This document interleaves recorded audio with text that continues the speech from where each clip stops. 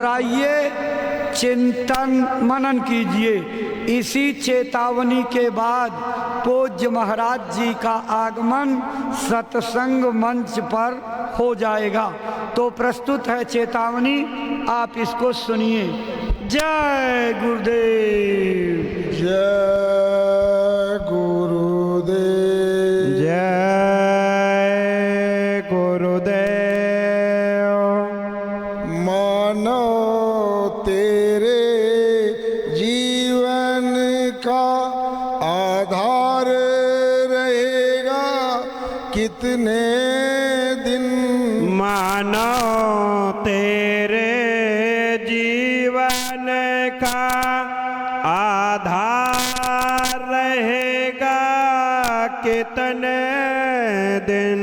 इस तन में तड़पती सांसों का यह तार रहेगा कितने दिन। इस तन में तड़पती श्वासों का यह तार रहेगा कितने दिन। धन माल कमाया भी तूने, संसार बसाया भी तूने। धन माल कमाया भी तूने, संसार बसाया भी तूने। तू खाली हाथों जाएगा अधिकार रहेगा कितने दिन। तू खाली हाथों जाएगा अधिकार रहेगा कितने दिन। मानो तेरे जीवन का आधार रहेगा कितने दिन। मानो तेरे जीवन का आधार रहेगा कितने दिन। माता हो पिता या पत्नी हो, लड़का हो भाई हो। माता हो पिता या पत्नी हो, लड़का हो अपना भाई हो। इन अपना कहने वालों का यह प्यार रहेगा कितने दिन। इन अपना कहने वालों का यह प्यार रहेगा कितने दिन। मानो तेरे जीवन का आधार रहेगा कितने दिन। मानो तेरे जीवन का आधार रहेगा कितने दिन। क्यों ऐठ ऐठ कर चलता तू, किस बूते किस मद में फूला फिरता तू। क्यों ऐठ ऐठ कर चलता तू, किस मद में फूला फिरता तू। ये नशा चढ़ा है जो तुझ पे यार रहेगा कितने दिन। ये नशा चढ़ा है जो तुझ पर यार रहेगा कितने दिन। इससे तू खोज गुरु की कर, अब वही तुझे बतलाएंगे इससे तू खोज गुरु की कर, अब वही तुझे बतलाएंगे। इस पार रहेगा कितने दिन, उस पार रहेगा कितने दिन, इस पार रहेगा कितने दिन, उस पार रहेगा कितने दिन। मानो तेरे जीवन का आधार रहेगा कितने दिन, मानो तेरे जीवन का आधार रहेगा कितने दिन। इस तन में तड़पती सांसों का यह तार रहेगा कितने दिन, इस तन में तड़पती श्वासों का यह तार रहेगा कितने दिन। जय गुरुदेव। जय गुरुदेव। जय गुरुदेव। सम्मानित भाई बहनों, अभी आप प्रार्थना चेतावनी की पंक्तियां सुन रहे थे, अपने मन में कुछ विचार भी कर रहे थे। जो आप सोच रहे थे यही इस संसार की वास्तविकता है। यहाँ कोई अमर पट्टा लिखा करके नहीं आया। मृत्युलोक का दस्तूर, सबका जीवन अनमोल समय, जीवन की पूंजी बर्बाद हो रही है। महात्मा इसी बर्बाद हो निस्वार्थ भाव से एक दूसरे की सेवा करते हुए वसुधैव कुटुंबकम का आदर्श प्रस्तुत करें और इस मानव जीवन के मिले हुए समय को खुशी खुशी बिता करके जब उस मालिक का हुक्म हो तो झोला उठाएं, बिना किसी मोह के चल दें। भगवान का भजन इस जीवन का उद्देश्य है। हम दिन रात मेहनत करते हैं इसीलिए कि बच्चे सुखी रहें, परिवार निरोगी रहे, किसी प्रकार की विपत्तियों का पहाड़ हमारे जीवन में न टूटे। लेकिन यह कैसे होगा इसकी तरफ किसी का ध्यान जाता नहीं। रामायण हम पढ़ते हैं, उसकी पंक्तियों का गा करके पाठ करते हैं, लेकिन उसमें जो सिद्धांत लिखा गया उसकी गंभीरता की ओर नहीं जाते। श्री रामचरितमानस की ये पंक्ति है, निज अनुभव मैं कहूँ खगेशा, बिनु हरि भजन न जाय कलेशा। ये बात दिल दिमाग में डायरी पर कलम से नोट कर लीजिए कि जब तक भगवान का भजन नहीं करोगे तब तक दुनिया के कष्ट क्लेश नहीं जाएंगे। लेकिन हम जिस गलत फहमी में हैं कि जा करके मंदिरों में मत्था टेक लेंगे, वहाँ टंगे हुए घंटे को, शंख को बजा लेंगे, ढोल मजीरा पर राग रागिनी करके कीर्तन कर लेंगे तो भगवान का भजन हो जाएगा। ये भगवान का भजन नहीं है, ये सब भगवान के भजन की नकल है। असली भगवान का भजन क्या होता है आज पूज्य महाराज जी सत्संग में समझाएंगे और भजन करने का रास्ता बताएंगे। ऐसी अनमोल वस्तु देंगे जिसको सारे संसार के सोने चांदी हीरे जवाहरात मणि माणिक पन्ना पुखराज को इकट्ठा कर दें तब भी कोई खरीद नहीं सकता है। ये दौलत जब उस प्रभु की कृपा संतों के ऊपर, संतों की कृपा जीवों के ऊपर होती है, पुण्यों के कारण आपके जीवन में कृपा का संजोग बनता है। पुण्य पुंज बिन मिलहि न संता। बिना पुण्यों के समूह के इकट्ठा हुए संतों से भेंट नहीं होती है। आज इस संत समागम का मौका मिलना आपके जन्म जन्मांतरों के इकट्ठा हुए दान पुण्य गंगा स्नान त्याग और तपस्या का फल मिलने जा रहा है।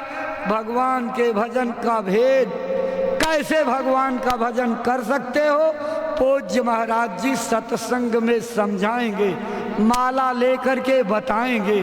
आपको घर द्वार छोड़ना नहीं पड़ेगा, जंगल नहीं जाना, अपनी गृहस्थी में रहते हुए बाल बच्चों की सेवा खिदमत प्यार मोहब्बत से करते हुए 1 घंटा 2 घंटा जैसे महाराज जी बता देंगे उनके बताए अनुसार भगवान का भजन करोगे तो इसी मंदिर का दरवाजा खुल जाएगा और फाटक खुलते ही देवी देवता के दर्शन, अपने गुरु का दर्शन, परमात्मा का दर्शन होने लगेगा।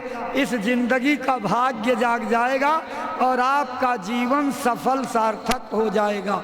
भाई बहनों, पूज्य महाराज जी का आगमन सत्संग मंच पर होने जा रहा है। जब महाराज जी सत्संग मंच पर पधार जाएंगे तो आप अपने स्थान पर खड़े होकर के उनका स्वागत सम्मान अभिवादन करेंगे। वो आपका अभिवादन स्वीकार करेंगे और जब बैठने का इशारा कर देंगे अपने स्थान पर बैठ करके एकाग्र चित्त हो करके उनकी एक एक बातों को अपने दिल दिमाग में उतारिएगा, जीवन में अमल लाइएगा। आपके जीवन की तकलीफें एक तरफ से दूर होती नजर आएंगी। सत्संग का ये प्रभाव आपके दैनिक जीवन में दिखाई पड़ेगा। इसलिए प्रेमी भाई बहनों, पूज्य महाराज जी का आगमन सत्संग मंच पर होने जा रहा है। आप अपने स्थान पर खड़े होकर के पूज्य महाराज जी का स्वागत अभिवादन वंदन करिएगा और वो आपकी श्रद्धा भावनाओं के प्रणाम को स्वीकार करेंगे। जब इशारा कर देंगे बैठ जाइएगा और एक एक बातों को गौर से ध्यान दे करके सुनिएगा, अपने जीवन में उतारने की कोशिश करिएगा। मालिक की दया आपके ऊपर होगी, जीवन का फल आपको मिलेगा। ये जय गुरुदेव। कोई चीज फेंकिए नहीं, अपने गुरु महाराज के श्री चरणों में श्रद्धा सुमन अर्पित करके दया कृपा और संभाल की प्रार्थना करते पूज्य महाराज जी।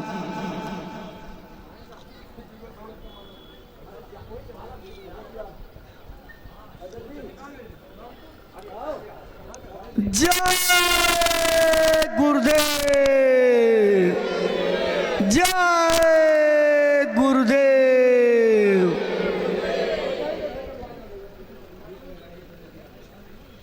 अब आप सबको बैठने का संकेत हो गया है।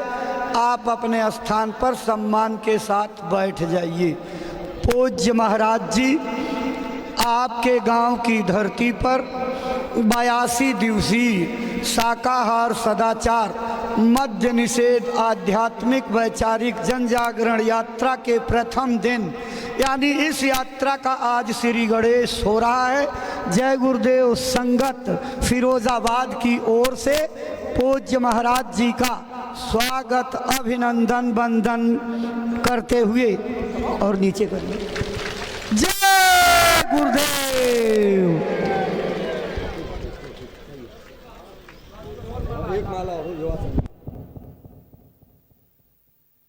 प्रेमी भाई बहनों, जिले में कार्यरत जय गुरुदेव युवा संगठन के तरफ से पूज्य महाराज जी का स्वागत अभिनंदन वंदन करते हुए युवा संगठन के कार्यकर्ता जय गुरुदेव।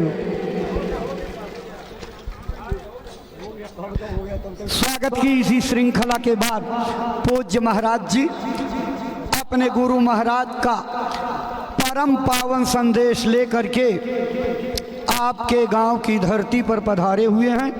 आपके श्री चरणों में श्रद्धा पूर्वक आदर सहित प्रार्थना करते हैं कि गुरु महाराज का जो संदेश संकल्प बना करके अपने मथुरा आश्रम से चले हैं, अपनी अमर वाणी से प्रेमी भाई बहनों को सुनाने समझाने की कृपा करें, ताकि आपकी अमर वाणी से प्रेरणा प्राप्त करके भाई बहन अपने जीवन की अनमोल सांसों का उपयोग करते हुए अपने मानव तन को सफल, सार्थक और कामयाब बना सकें।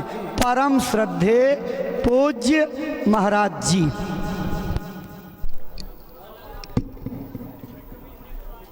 आप सभी लोग प्रेम के साथ में मालिक के पावन नाम का उच्चारण करेंगे। बोलो जय गुरुदेव। जय गुरुदेव। जय गुरुदेव। जय गुरुदेव। जय गुरुदेव। जय गुरुदेव।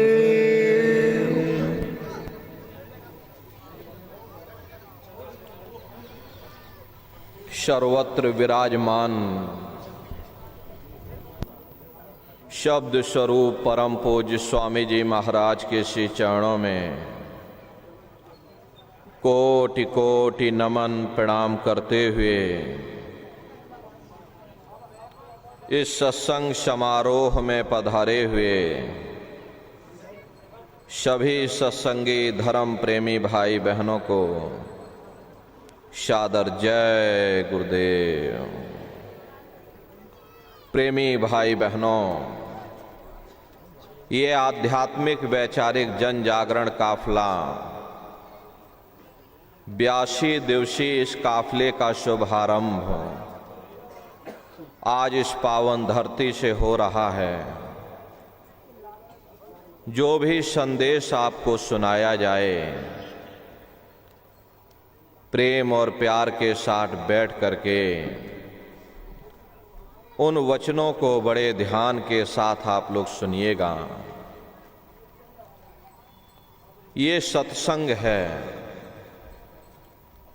ये कोई कथा और कीर्तन नहीं, किस्से और कहानियां नहीं, नाच गाना ढोल और मजीरा नहीं। ये महात्माओं की अजर अमर वाणियां हैं। यदि आपने ध्यान से सुन लिया तो निश्चय ही आपको अपने मानव जीवन के उद्देश्यों के बारे में पता चलेगा कि आखिर ये मनुष्य शरीर हमको क्यों मिला है, क्या इसका उद्देश्य है, मरने के बाद हम लोग कहाँ जाएंगे, हमारे रिश्ते नातेदार कहाँ जाएंगे, कैसे हमारी जीवात्मा का कल्याण होगा। इन सभी प्रश्नों की जानकारी आपको सत्संग के माध्यम से प्राप्त होगी। इसलिए प्रेमी भाई बहनों, जो भी वचन वाणियां आपको सुनाई जाएं, उन वचनों को बड़े ध्यान के साथ सुनिएगा। महात्माओं के सत्संग में कभी किसी जात और बिरादरी, किसी कौम या मजहब या किसी भी व्यक्ति और विशेष की कभी कोई निंदा, चुगली, आलोचना या किसी की यहाँ बुराई नहीं की जाती। सत्संग कैसे जानिए, जित एक नाम वखान।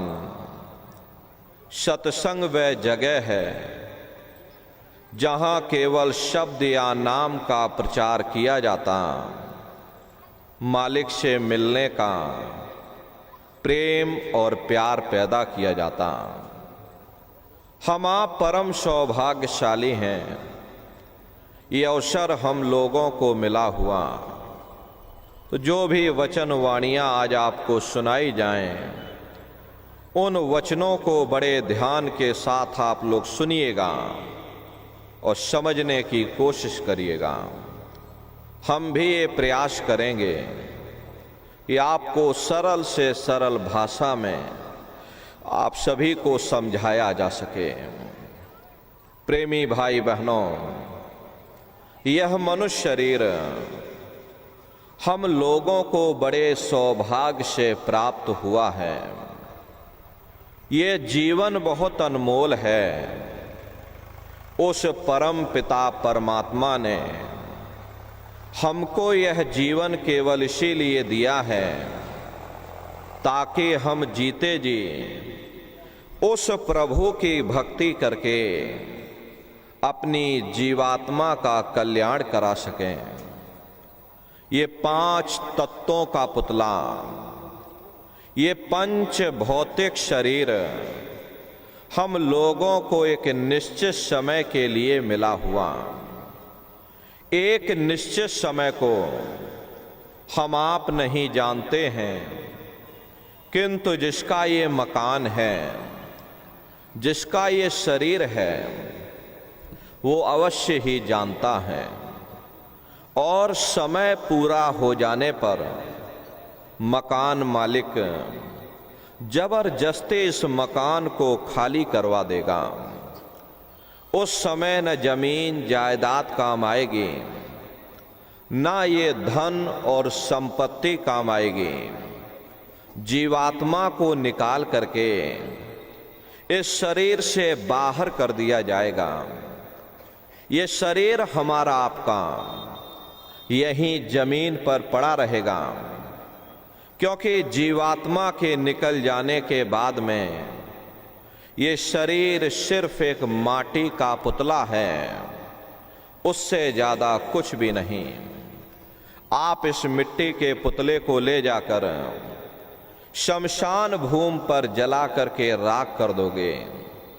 हमारा आपका नाम, हमारी आपकी जात और बिरादरी, ये रुतवा, ये शानो शौकत उसी शमशान भूमि पर जल करके राख हो जाएगा। महात्मा प्रेम से जीवों को समझाते हैं कि भाई मिली नरदेह यह तुमको, बनाओ काज कुछ अपना और पचो मत आए इस जग में, जानियो रैन का सुपना।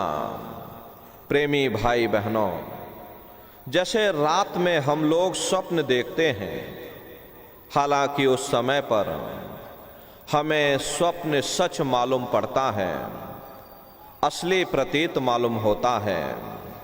लेकिन जब हम लोग सुबह उठते हैं, जब हमारी आंखें खुलती हैं, तब हमें होश आता है कि नहीं भाई, हम तो स्वप्न देख रहे थे, ये सब भ्रम है। ठीक उसी प्रकार से ये दुनिया भी 10-20-100 साल का स्वप्न है। अब आप कहोगे हम जाग रहे, परंतु प्रेमी भाई बहनों, ऐसा हरगिज नहीं है।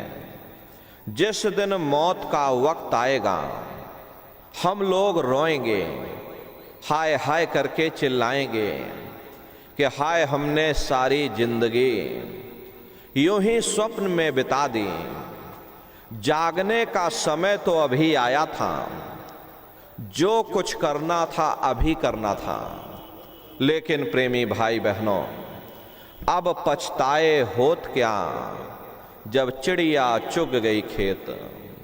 महात्मा प्रेम से जीवों को समझाते हैं कि भाई देह और ग्रेह सब झूठा, भरम में काहे को खपना, ये घर बार हमारा अपना नहीं, ये पराया देश है, ये शराय खाना है, ये मुसाफिर खाना है, ये शरीर भी तुम्हारा अपना नहीं है, ये भी काल का पिंजरा है, किराए का मकान है, पराया मकान है। किसी को 40-50 साल के लिए मिला, किसी को 80-90-100 साल के लिए मिल गया। जितने जितने श्वास उस मालिक ने बख्शे हैं, उसे भुगतने के बाद में हमें शरीर को यहीं छोड़ जाना। श्वास दुधारा नित ही जारी, एक दिन खाली चाम।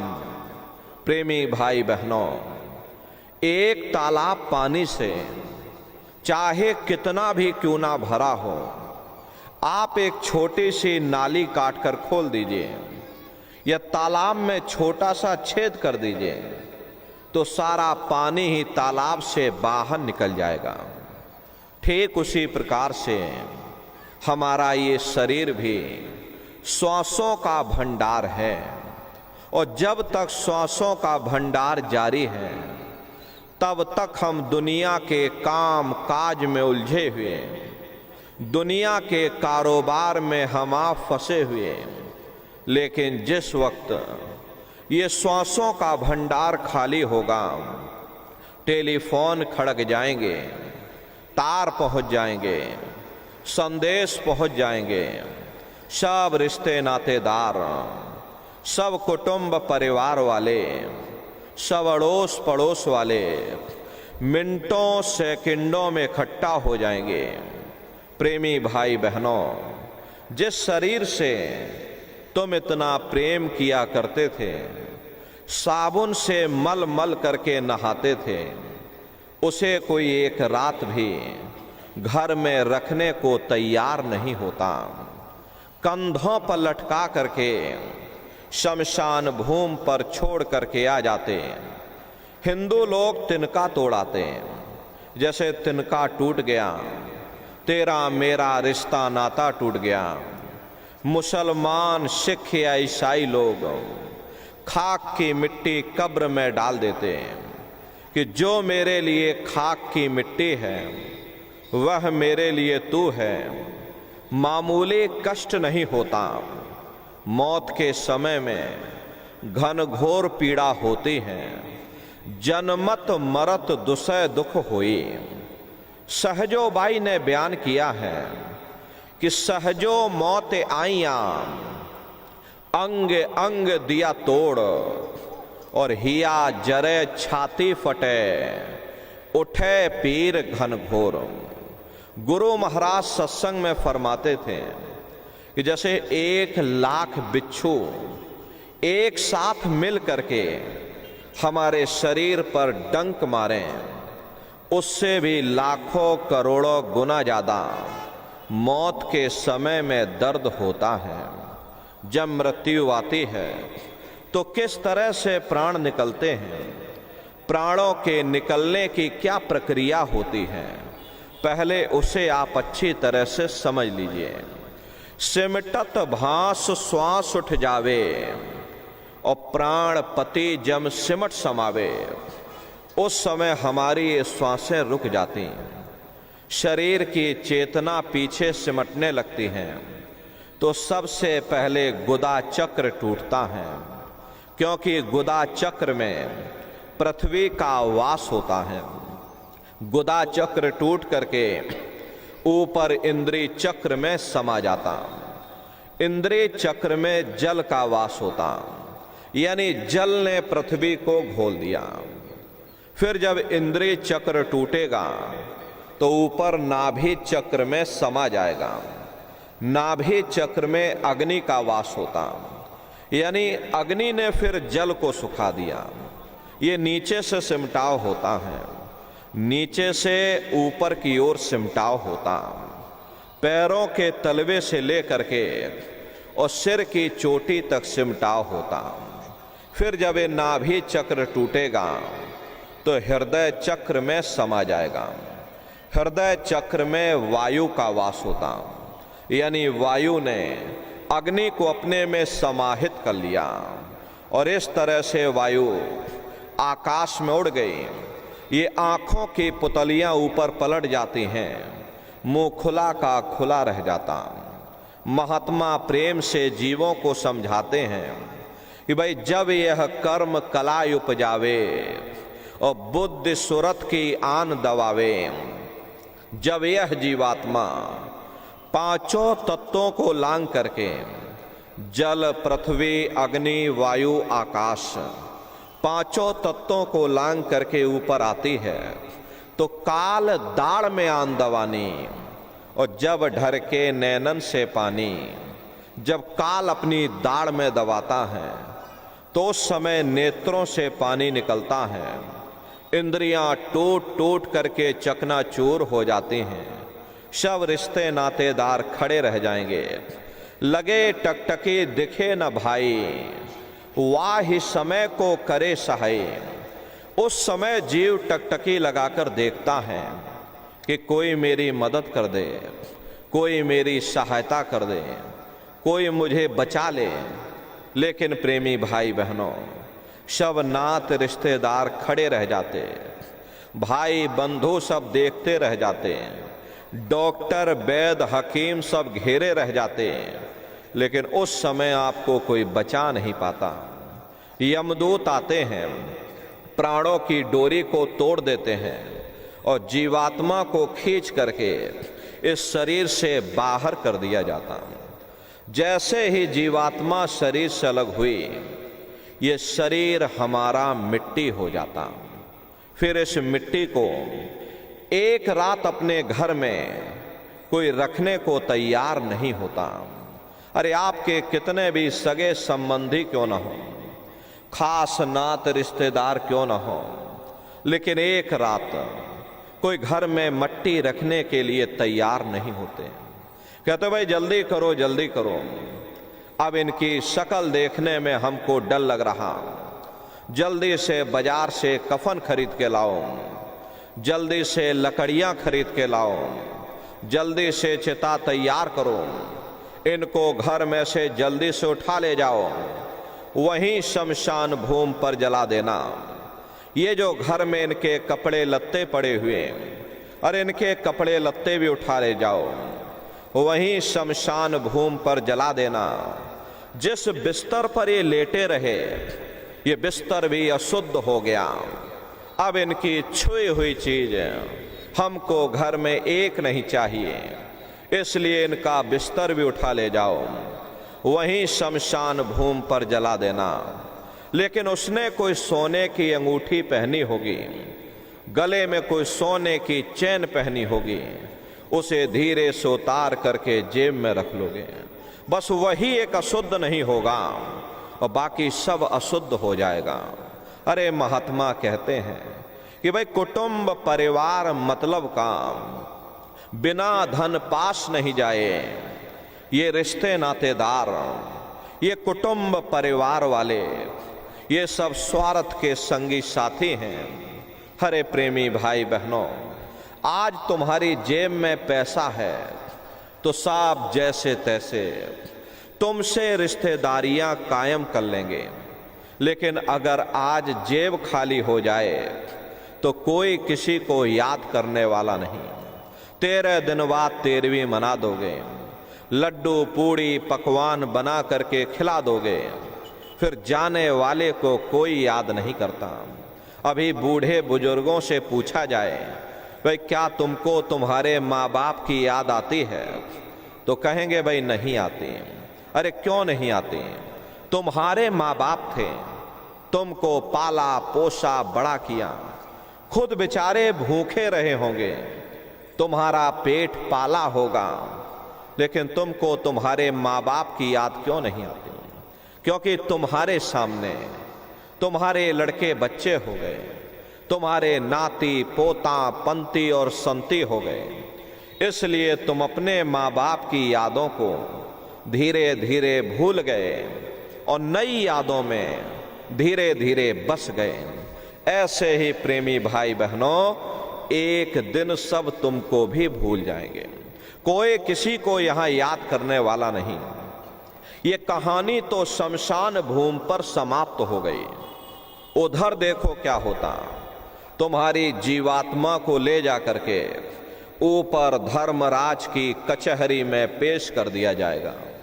वहां पलक झपकते ही तुम्हारे अच्छे और बुरे कर्मों का हिसाब किताब हो जाएगा।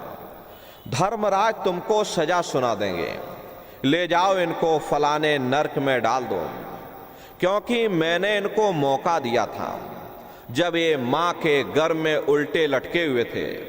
सिर इनका नीचे था, पैर इनके ऊपर थे। उस समय इन्होंने मुझसे प्रार्थना की थी कि हे परमात्मा, अब प्रभु कृपा करहु यही भांति और सब तज भजन करह दिन राति।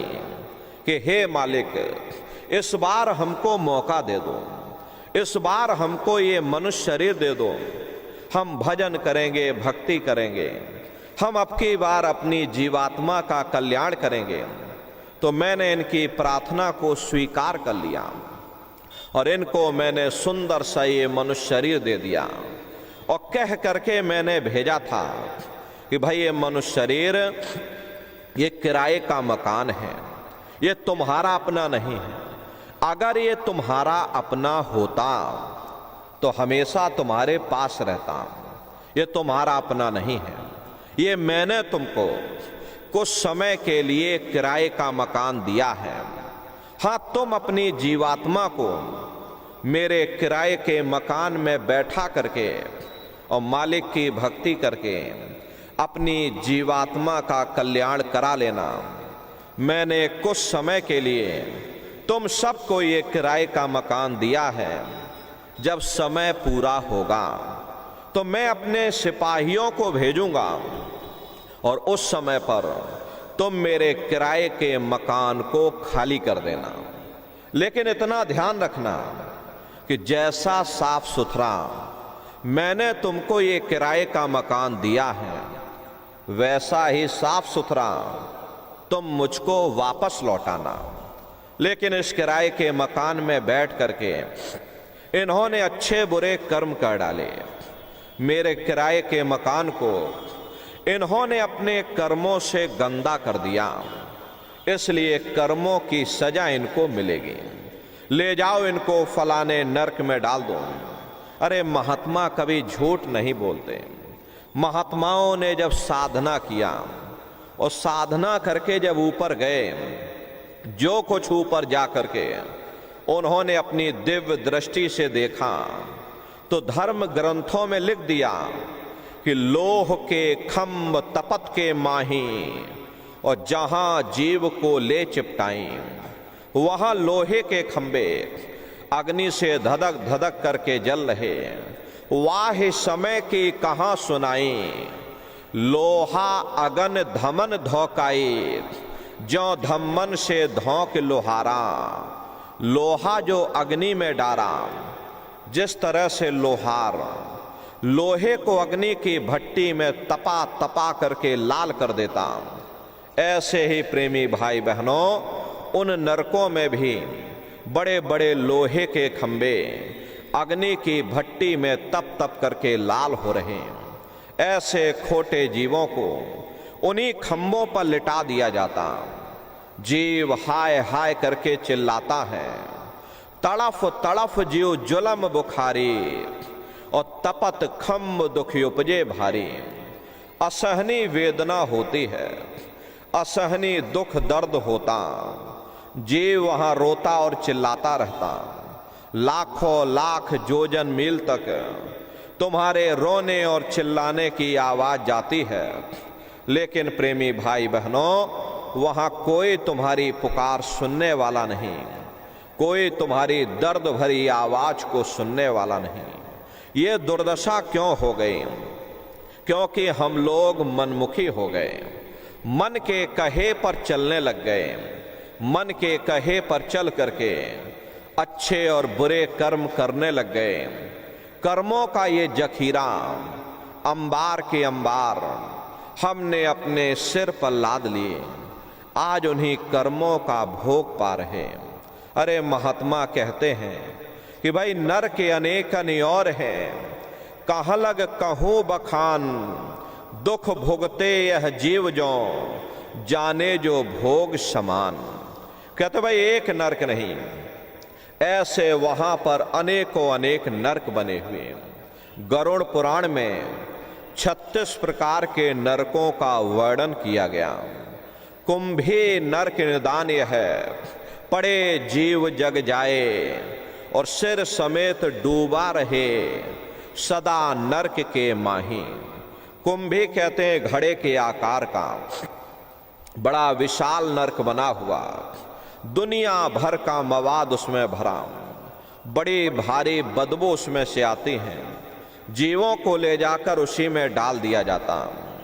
जब ही नरक सिर ऊपर काढ़े और तभी ऊपर जूती जम मारे, जैसे ही ये जीव श्वास लेने के लिए अपने सिर को बाहर निकालता, ऊपर यमदूत खड़े रहते हैं, नोकदार भालों से प्रहार कर देते, जीव फिर उसी में डूब जाता है, युगों युगों तक डूबा रहता। कुंभी नरक कल्प लो वासा, मुख में नरक नाक में श्वासा। कल्प लो वासा यानी 1000 चौकड़ी युग का एक कल्प होता है, और कल्प लो वासा यानी युगों युगों तक ये जीव नरकों की यातनाओं को भोगता रहता। और नरकों की यातनाएं भोगने के बाद में इसी जीवात्मा को, इन्हीं जीवों को 4 खान 84 लाख योनियों में डाल दिया जाता। ये 4 खान 84 लाख योनियां ये कोई मामूली योनियां नहीं होती। 4 खान का मतलब होता है अंडज, पिंडज, उपमज और स्थावर। ये 4 खाने होती हैं। पहली श्रेणी इन पेड़ पौधों की आती है जिनके अंदर पानी का तत्व मौजूद होता है।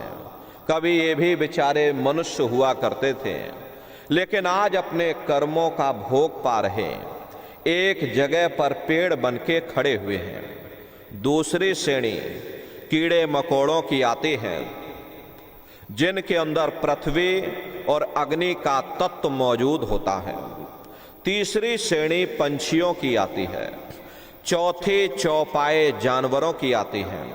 और 5वीं स्वयं इंसान की आती है, जिसके अंदर 5 तत्व जल, पृथ्वी, अग्नि, वायु, आकाश, 5 तत्व मौजूद होते हैं। प्रेमी भाई बहनों, ये 4 खाने हैं, इनकी अलग अलग कुल 84 लाख योनियां होती हैं। अब आप पेड़ पौधों को देखिए तो आम का पेड़ अलग है, नीम का पेड़ अलग है, पीपल का पेड़ अलग है। ऐसे ही अलग अलग प्रजातियों के कीड़े मकोड़े, अलग अलग प्रजातियों के पशु पंछी, कुल मिलाकर के 84 लाख योनियां हैं। हम दुनिया के जीव नरकों की यातनाओं को भोगने के बाद में इन्हीं 84 लाख योनियों में डाल दिया जाता। मामूली कष्ट नहीं होता। अरे हमको आप देश मिलन की वरिया, चिरंकार यह देश सजरिया, करोड़ों करोड़ युगों से हम आप नरकों की यातनाओं को भोगने के बाद में फिर कभी कीड़े पतंगों की योनि में, कभी पेड़ पौधों की योनि में, तो कभी पशु और पंछियों की योनि में भटका खाते हैं। प्रेमी भाई बहनों, 84 लाख योनियों की सबसे जो आखिरी योनि होती है वह केवल मनुष्य का शरीर है। इसी मनुष्य रूपी मंदिर में बैठ करके हम उस परमात्मा की भक्ति कर सकते हैं। इसीलिए संतों महात्माओं ने इस पंच भौतिक शरीर को सच्चा हरि मंदिर कहकर याद किया कि हरि मंदिर यह शरीर है, ज्ञान आसवान जगत में कर रहे हैं। लेकिन महात्मा कहते हैं भाई मोको कह ढूंढे रे बंदे, और साधन सब थोथे मान। इस कलयुग में उस मालिक को प्राप्त करने के लिए महात्माओं ने केवल 3 साधना बताई। पहला है सुमरन, दूसरा है ध्यान और तीसरा है भजन। सुमरन कहते हैं मालिक को याद करना, ध्यान कहते हैं अपनी दिव्य दृष्टि को खोलना, और भजन कहते हैं कान में उंगली डाल करके उस शब्द को सुनना, उस नाम को सुनना, उस देववाणी आकाशवाणी को सुनना जो 24 घंटे तुम्हारे अंदर गूंज रही है। प्रेमी भाई बहनों, ये सुरत शब्द नाम योग की साधना है। जितने भी महात्मा धरती पर आए, सभी महात्माओं ने उस मालिक को पाया तो सुरत शब्द नाम योग की साधना करके पाया। सबसे पहले कबीर साहब आए, जिन्होंने सुरत शब्द नाम के भेद को जाहिर किया। उसके बाद गुरु नानक साहब आए। गुरु नानक साहब ने भी सुरत शब्द नाम के भेद को जाहिर किया। उसके बाद और भी महात्मा आए, कबीर, नानक, दादू, दरिया भी भजन का अभ्यास करिएगा। तो सबसे पहले सुमरन कैसे किया जाएगा? सुमरन करने के लिए एक माला आप लोग ले लेना।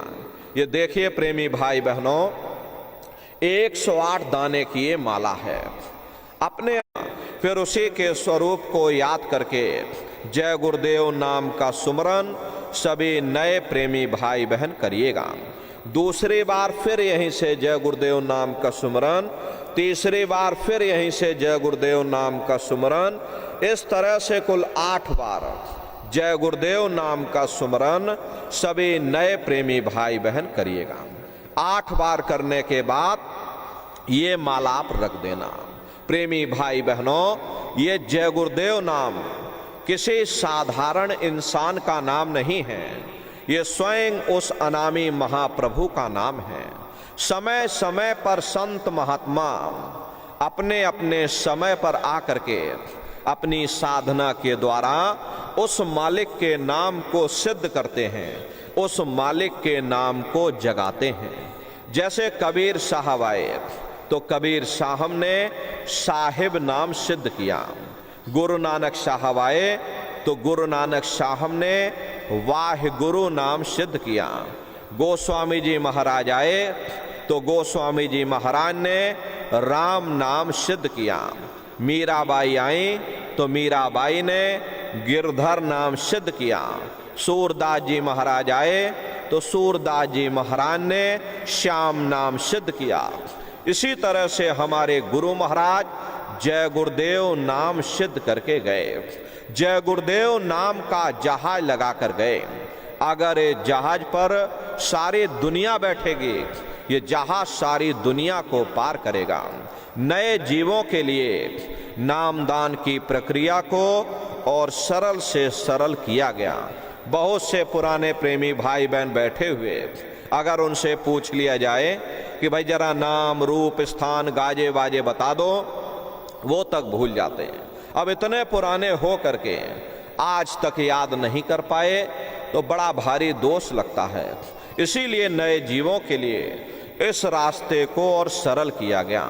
बहुत से बगैर पढ़े लिखे लोग हैं, बूढ़े बुजुर्ग हैं, बच्चे बच्चियां हैं, आसानी से आप लोग समझ जाओ और सुमरन ध्यान भजन कर सको। इसीलिए इस रास्ते को और सरल से सरल किया गया।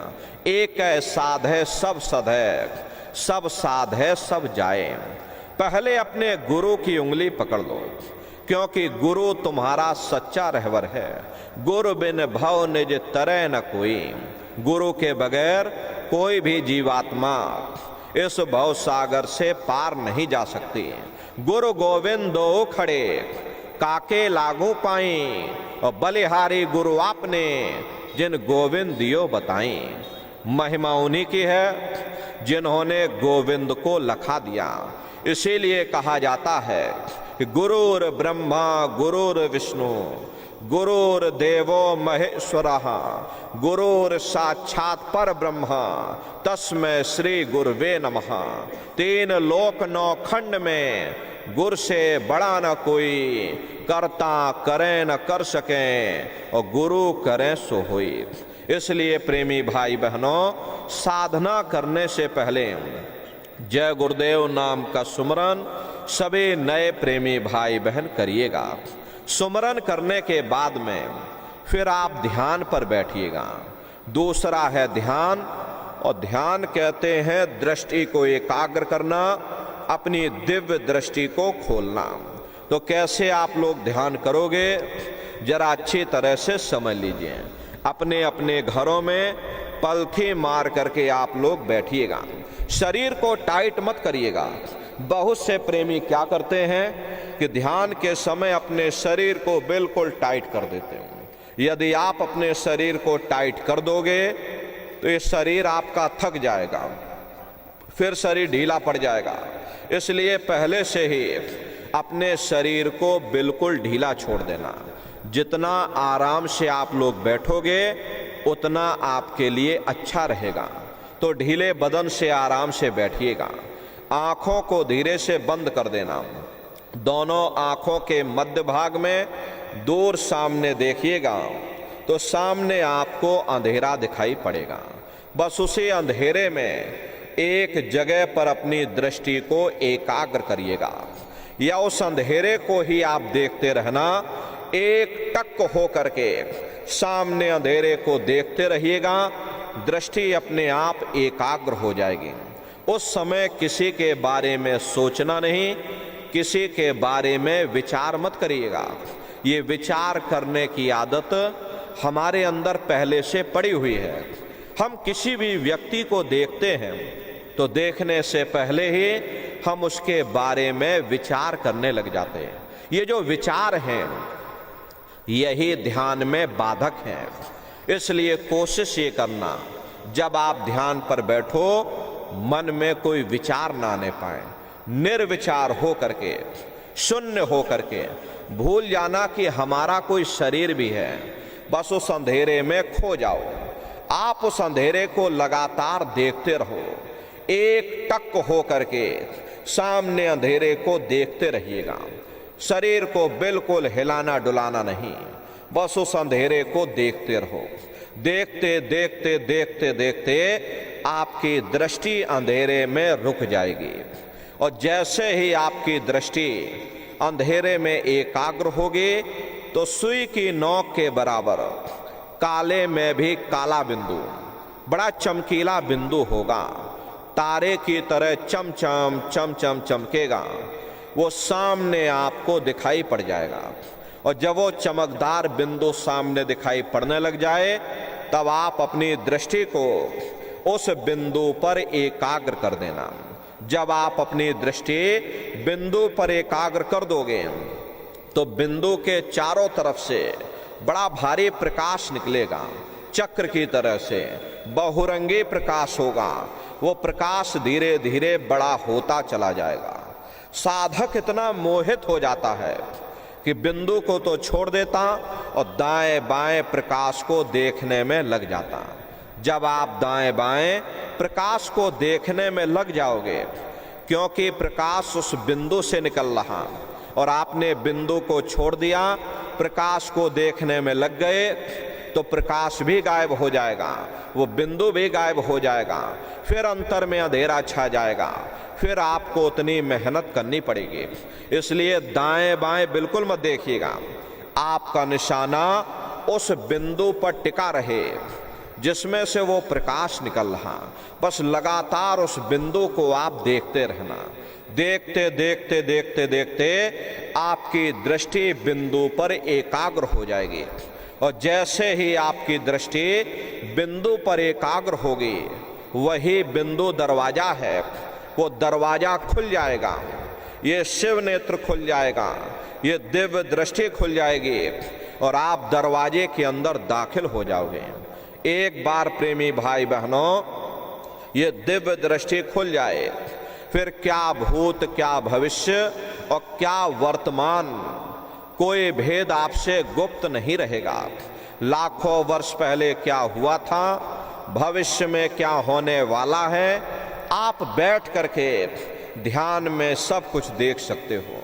तो यह है ध्यान करने का तरीका। और तीसरा है भजन। गाने बजाने का नाम भजन नहीं है। नाच गाना ढोल और मजीरा का नाम भजन नहीं है। भजन कहते हैं उस रूहानी आवाज को सुनना जिसको पकड़ करके तुम्हारी जीवात्मा ऊपर से नीचे संसार में आई है। उसी शब्द को पकड़ने का नाम भजन है। तो कैसे भजन करोगे, जरा अच्छी तरह से समझ लीजिए। ये दोनों उंगली कानों में डाल करके ये कानों को बंद कर देना। कान इसीलिए बंद किए जाते हैं ताकि बाहर की कोई आवाज हमको सुनाई ना पड़े। अपनी सुविधा से बैठिएगा। कुर्सी पर चाहे कुर्सी पर बैठ जाओ, सोफे पर चाहे सोफे पर बैठ जाना, या कोई तकिया इस तरह से रख लेना और दोनों कोहनी यहाँ रख करके दोनों उंगली कानों में डाल करके ये कानों को बंद कर लेना। बहुत सी हमारी माताएं बहनें हैं, बूढ़े बुजुर्ग हैं, आपके घुटनों में दर्द होता होगा या रीढ़ की हड्डी में दर्द होता होगा और आप बैठ करके भजन नहीं कर पाते, तो आप लेट करके भजन करिएगा। ऐसे सीधे लेट जाना, लेटे लेटे आंख और कान को बंद कर देना। मतलब तो आंख और कान को बंद करना है, चाहे आप लेट करके करो चाहे आप बैठ करके करो। यही कहा गया है कि आंख कान मुख बंद कराओ, अनहद झिंगा शब्द सुनाओ। यानी पहले अपनी आंख को बंद करो, अपने मुख को बंद करो, दोनों उंगली कानों में डाल करके ये कानों को बंद कर लो और ऊंचे से ऊंचा ध्यान दे करके उस आवाज को सुनने की कोशिश करो। प्रेमी भाई बहनों, जब आप अपने कानों को बंद करके और ऊंचा ध्यान दे करके गौर से सुनोगे तो आपको ऐसा अनुभव होगा कि कहीं सीटी जैसी आवाज हमारे कानों में बज रही। टी, इस तरह से सीटी जैसी आवाज शुरू में आप सभी को सुनाई पड़ेगी। शाम को अपने अपने घरों में जाकर बैठिएगा, ये कानों को बंद कर लेना, अंतर में गौर से सुनिएगा तो सीटी जैसी आवाज आप सभी को सुनाई पड़ेगी। करना कुछ नहीं है, लेटे हो चाहे बैठे हो, बस आप उस आवाज को सुनते रहना। सुनते सुनते उसी में लीन हो जाओ। जब आप उसमें लीन हो जाओगे तो कुछ समय बाद में दोबारा आपको अनुभव होगा कि कहीं बड़ी दूर से एक महीन आवाज, घंटे और शंख की आवाज हमारे कानों में बज रही है। जैसे मंदिरों में घंटियां बजती हैं, टन टन टन। तो बाहर तो आपने नकल किया। महात्माओं ने कहा था ये शरीर तुम्हारा सच्चा हरि मंदिर है। इसी हरि मंदिर के अंदर 24 घंटे वो घंटे और शंख की आवाज गूंज रही। उसी घंटे शंख की आवाज को महात्माओं ने शब्द कहा। अरे आपके धर्म पुस्तकों में लिखा हुआ है कि पोथी पढ़ पढ़ जग मुआ, पंडित भयान कोई, और 2.5 अक्षर प्रेम का, और पढ़े सो पंडित हुई। दुनिया वाले कहते हैं कि 2.5 अक्षर का मतलब प्रेम है। प्रेम नहीं है। अरे प्रेम में तो मात्रा लगी हुई। यहाँ पर जिस 2.5 अक्षर का वर्णन उन महात्माओं ने किया है वो है शब्द शा, आदा, बा और दा। उसी शब्द को महात्माओं ने नाम कहा। कलयुग जोग न यज्ञ न ज्ञाना, एक आधार नाम गुण गाना। कलयुग में ना योग है, ना यज्ञ है, ना ये ज्ञान है, तो कलयुग में क्या है? कलयुग केवल नाम आधारा, सुमेर सुमेर नर उतरहि पारा। कलयुग में केवल नाम का आधार है। वो नाम तुम्हारे अंदर 24 घंटे गूंज रहा। तो उसी घंटे शंख की आवाज को महात्माओं ने शब्द या नाम कहा। उसी घंटे शंख की आवाज को मुसलमान फकीरों ने कलमा कहकर याद किया। उसी घंटे शंख की आवाज को ईसा मसीह साहब ने वर्ड या लागश कहकर याद किया। उसी घंटे शंख की आवाज को गुरु नानक साहब ने अनहद वाणी कहकर याद किया। चीन में जो महात्मा हुए उन्होंने इसको ताओ कहकर याद किया, और हिंदू महात्माओं ने इसे देववाणी आकाशवाणी कहकर याद किया। उन अलग अलग महात्माओं ने अपनी अपनी भाषा में हम लोगों को समझाने की कोशिश की है कि भाई वो घंटे शंख की आवाज तुम्हारे सबके अंदर गूंज रही है, वो आवाज आपको सुनाई पड़ेगी। लेकिन शुरुआती समय में आपको ऐसा अनुभव होगा कि कहीं बड़ी दूर पर घंटियां बज रही, टन टन टन, लेकिन सुनाई हरेक को पड़ेगी। प्रेमी भाई बहनों, जब घंटे और शंख की आवाज आपको सुनाई पड़ने लग जाए तब आप सीटी की आवाज को छोड़ देना और घंटे शंख की आवाज को पकड़ लेना, उसको आप सुनने लग जाना। जब आप उसको सुनने लग जाओगे तो वो आवाज धीरे धीरे बढ़ना शुरू होगी और बढ़ते बढ़ते इस कदर बढ़ेगी कि आपके रोम रोम में घंटे और शंख की आवाज गूंजने लग जाएगी। बड़ी घनघोर आवाज होती है, बड़े मधुर वो आवाज होती है। ये दुनिया के जो गाने आप लोग सुनते हो उस रूहानी संगीत के सामने ये दुनिया के संगीत कुछ नहीं है। जब आप उस रूहानी संगीत को सुनोगे इतना भारी आनंद आपके ऊपर छा जाएगा, इतनी खुशी आपको होगी, ऐसा नशा आपके ऊपर चढ़ जाएगा कि आप सारी दुनिया को भूल जाओगे, इतना आप उस आवाज में खो जाओगे। प्रेमी भाई बहनों, शंकर भगवान को वही नशा चढ़ा था। शंकर भगवान कोई गांजा भांग नहीं पीते थे। ये तो हमने आपने शंकर भगवान को भी बदनाम कर दिया कि शंकर भगवान गांजा भांग पीते थे तो चलो हम भी गांजा भांग पिएंगे। लेकिन ऐ नर नारियों, शंकर भगवान ने कभी गांजा भांग नहीं पिया। शंकर भगवान जिस नशे में लीन रहते थे वो नाम का नशा था, वो ध्यान का नशा था, वो भक्ति का नशा था। जब आप उस आवाज को सुनोगे तो आपको भी वो नशा चढ़ जाएगा, क्योंकि उस आवाज में चुंबक है। जब आप उस आवाज को सुनोगे तो वो आवाज आपको अपनी ओर खींचेगी और जब खिंचाव होगा तो जीवात्मा का फैला हुआ प्रकाश ये 9 दरवाजों से सिमटने लगेगा। अब ये 9 दरवाजे कौन कौन से हैं? देखो प्रेमी भाई बहनों, अच्छी तरह समझिएगा, ये बहुत बड़ा विज्ञान है। दुनिया का विज्ञान जब समाप्त हो जाएगा तो ये विज्ञान प्रारंभ होगा। तो 9 दरवाजे कौन कौन से हैं? 2 आंख, 2 कान, 2 नाक के सुराख, 1 मुंह, 2 मलमूत्र का रास्ता, ये शरीर के 9 दरवाजे हैं। सबसे पहला दरवाजा गुदा चक्र आता है। गुदा चक्र में गणेश जी वास करते हैं। गणेश जी वहाँ के मालिक हैं।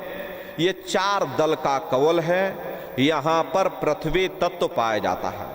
उसके ऊपर इंद्रिय चक्र आता है। इंद्रिय चक्र में ब्रह्मा जी वास करते हैं। ब्रह्मा जी वहाँ के मालिक हैं। ये 6 दल का कवल है। यहाँ पर जल तत्व पाया जाता है। उसके ऊपर ये नाभि चक्र आता है। नाभि चक्र में विष्णु जी वास करते हैं। विष्णु जी यहाँ के मालिक हैं। ये 8 दल का कवल है। यहाँ पर अग्नि तत्व पाया जाता है। उसके ऊपर ये हृदय चक्र आता है। हृदय चक्र में शिव जी वास करते हैं। शिव जी यहाँ के मालिक हैं। ये 12 दल का कवल है। यहाँ पर वायु तत्व पाया जाता है। वास्तव वो ऊपरी मंडलों में, ऊपरी लोकों में करते हैं, लेकिन उनका प्रकाश, उनकी किरणें इन चक्रों पर पड़ती हैं। उसी के ऊपर एक कंठ चक्र आता है। यहाँ पर आद्या महाशक्ति की किरणें पड़ती हैं। ये 16 दल का कवल है। और आप सबसे ऊपर, तुम्हारी जीवात्मा सबसे ऊपर दोनों आंखों के मध्य भाग में बैठी है, जहां पर देवियां बिंदी लगाती हैं और पुरुष जहां पर टीका लगाते हैं। ये बिंदी और टीका यहां पर हम लोग इसीलिए लगाते हैं क्योंकि यहीं पर हमारी जीवात्मा बैठी है, उसका श्रृंगार किया जाता है। तो ये 10वां द्वार है जहां पर तुम्हारी ये जीवात्मा बैठी हुई।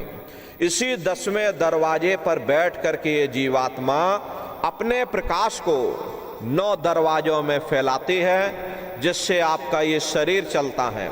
आपके हाथ और आपके पांव चलते हैं।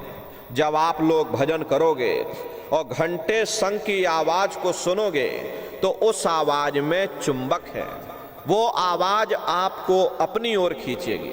और जब खिंचाव होगा तो जीवात्मा का फैला हुआ प्रकाश ये 9 दरवाजों से सिमट करके यहीं 10वें दरवाजे पर इकट्ठा हो जाएगा।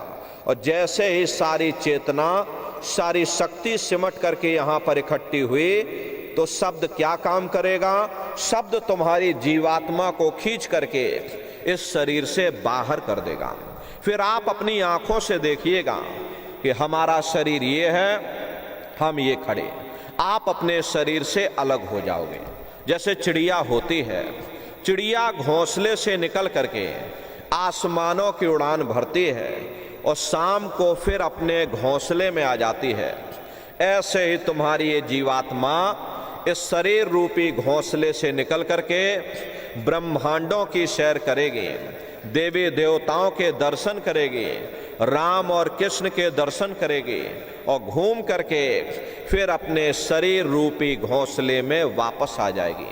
प्रेमी भाई बहनों, ये ब्रह्मा विष्णु महादेव जिनकी सारी दुनिया पूजा करती है, अरे आप सभी लोग ब्रह्मा विष्णु महादेव की पूजा करते हो, लेकिन कभी आपने ये विचार नहीं किया भाई जिनकी हम लोग पूजा कर रहे, आखिर ये ब्रह्मा विष्णु महादेव कौन है? ये कहां पर रहते हैं? ये क्या काम करते हैं? इनके माँ बाप कौन है? राम कौन है? कृष्ण कौन है? ईश्वर कौन है? ब्रह्म कौन है? पार ब्रह्म कौन है? ये कहां पर रहते हैं? तो जरा संक्षिप्त में आप समझिएगा, क्योंकि अगर हम इसका वर्णन करेंगे तो लाखों वर्ष हमको लग जाएंगे। एक लोक का वर्णन नहीं हो पाएगा। इतने विशाल लोक ऊपर बने हुए, लेकिन संक्षिप्त में हम आपको बता रहे कि किन किन मंडलों को पार करते हुए तुम्हारी ये जीवात्मा अपने 5वें मंडल पर यानी कि सचखंड में पहुंचेगी। प्रेमी भाई बहनों, जब आप लोग भजन करोगे और घंटे शंख की आवाज को पकड़ करके जब आप शरीर रूपी घोंसले से बाहर निकल जाओगे, फिर उसी शब्द को पकड़कर ये जीवात्मा ब्रह्मांडों की चढ़ाई करेगी। पलक झपकते यह जीवात्मा खरबों जोजन ऊपर चली जाती है। प्रेमी भाई बहनों, ये चांद सूरज सितारों को पार करने के बाद सबसे पहले जो आपको लोक मिलेगा उसे महात्माओं ने शिवलोक कहा।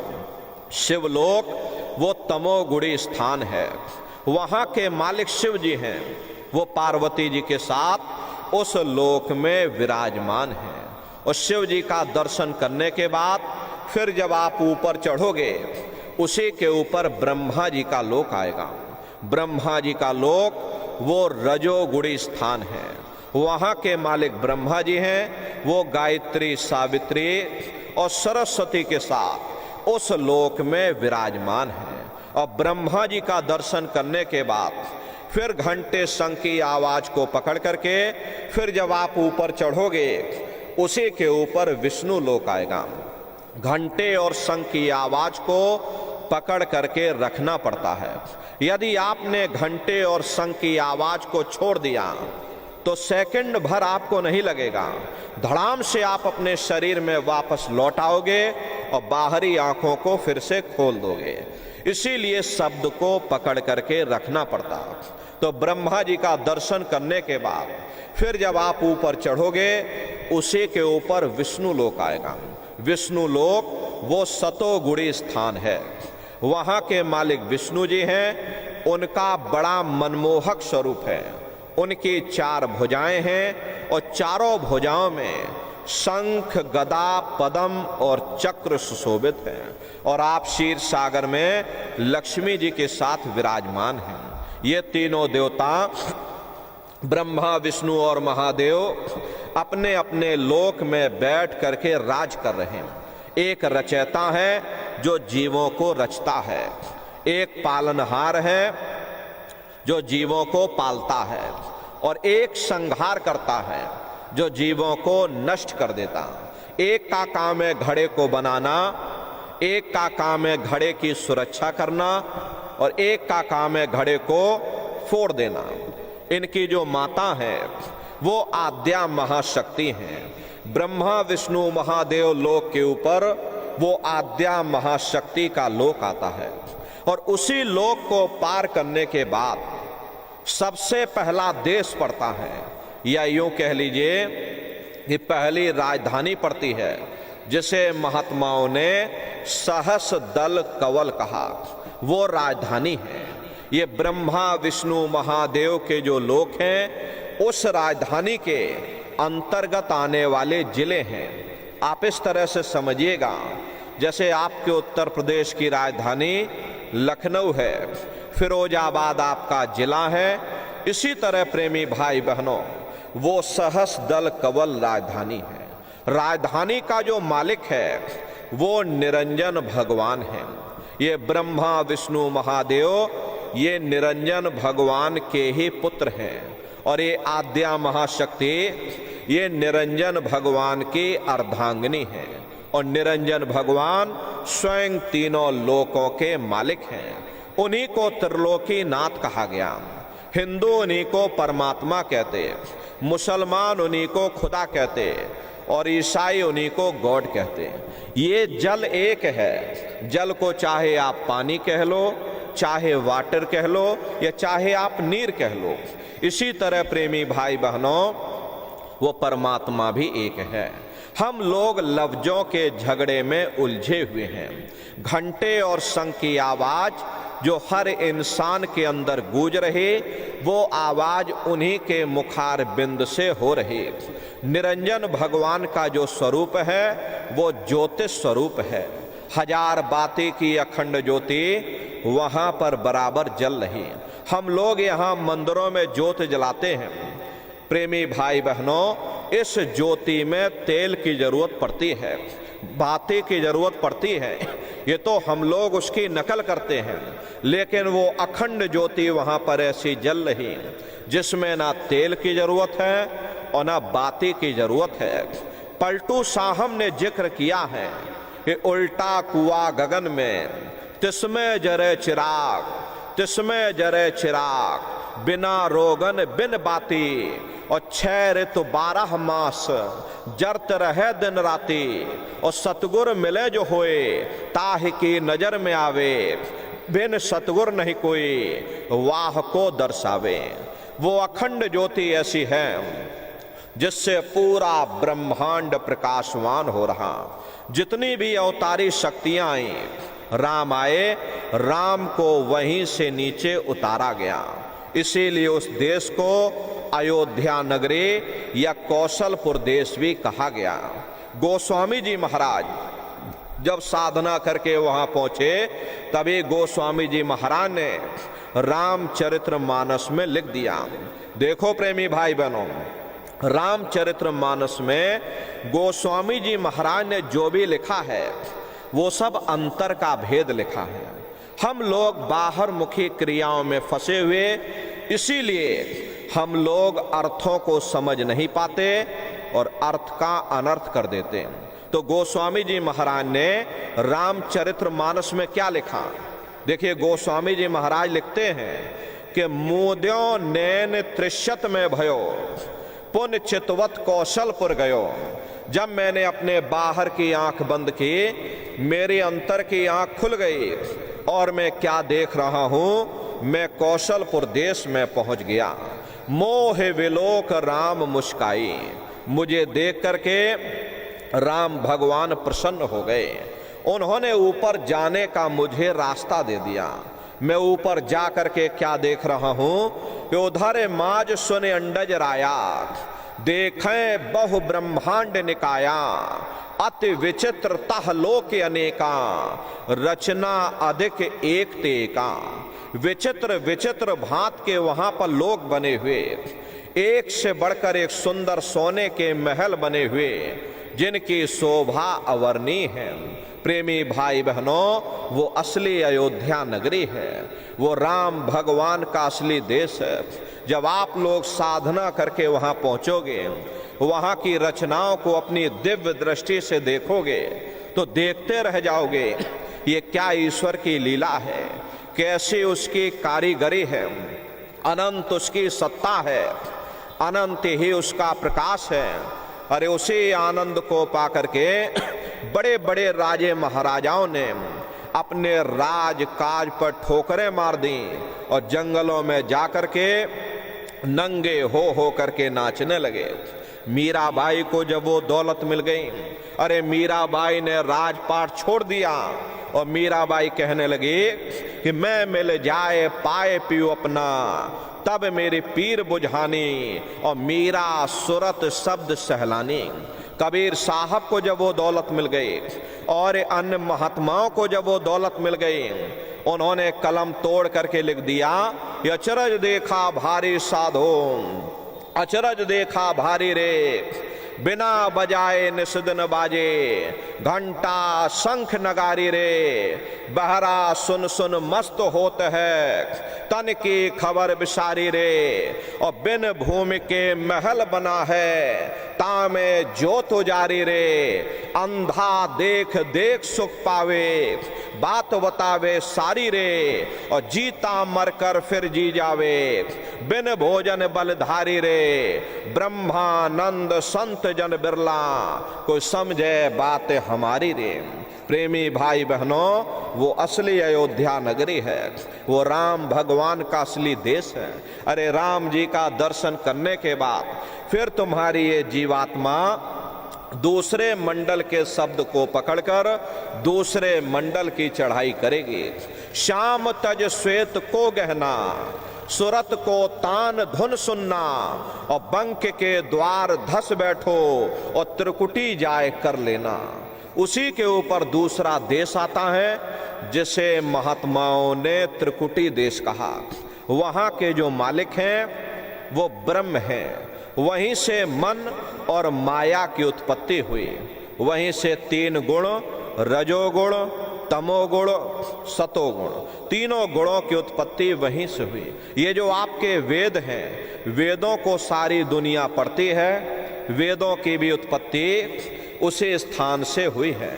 महात्मा कहते हैं कि त्रिकुटी महल में विद्या सारा, घनहर गरजे बजे नगारा, लाल वरन सूरज उजियारा। वहां पर दो धुनें, बादलों की गर्जन और मृदंग की आवाज उस लोक में गूंजती रहती है। जैसे पहले स्थान पर राम भगवान के देश में घंटे और शंख की आवाज गूंजती है, ऐसे ही दूसरे मंडल पर यानी कि ब्रह्म के देश में बादलों की गर्जन और मृदंग वहां पर बजता रहता, ओम का जाप बराबर वहां होता रहता। ब्रह्म का जो स्वरूप है लाल वरण सूरज उजियारा। ये सूरज कुछ नहीं है, ऐसे तुम लाखों लाख सूर्य इकट्ठे करोगे तो वहां का एक सूर्य बनेगा। प्रेमी भाई बहनों, ब्रह्म का जो स्वरूप है वो सुबह के लाल सूर्य के समान है, इसीलिए वहां का पूरा ब्रह्मांड लाल है। जहां तक आपकी निगाह जाएगी ब्रह्म देश में चारों तरफ आपको लाल ही लाल नजर आएगा। महात्मा जब साधना करके वहां पहुंचे तभी महात्माओं ने लिख दिया, लाली मेरे लाल की जित देखूं त लाल, लाली देखन में गई और मैं भी हो गई लाल। वो पूरा ब्रह्मांड लाल है। तो जितने साधक वहां पहुंच जाते हैं उन सभी को योगेश्वर कहा जाता। योगेश्वर की पदवी उन्हीं को मिलती है जो ब्रह्म स्थान तक पहुंच रखते हैं। जैसे व्यास जी हुए, वशिष्ठ जी हुए, वाल्मीकि जी हुए, इन सब की पहुंच वहीं तक थी। इसीलिए कहा गया है कि वाल्मीकि भय ब्रह्म समाना। जब इनकी जीवात्मा वहां पहुंची और जब इन्होंने ब्रह्म का दर्शन किया तो इनका स्वरूप भी ब्रह्म के समान यानी कि ब्रह्म स्वरूप हो गया। तो जितने साधक वहां पहुंच जाते उन सभी को योगेश्वर कहा जाता। योगेश्वर भगवान श्री कृष्ण उसी देश में वास करते हैं।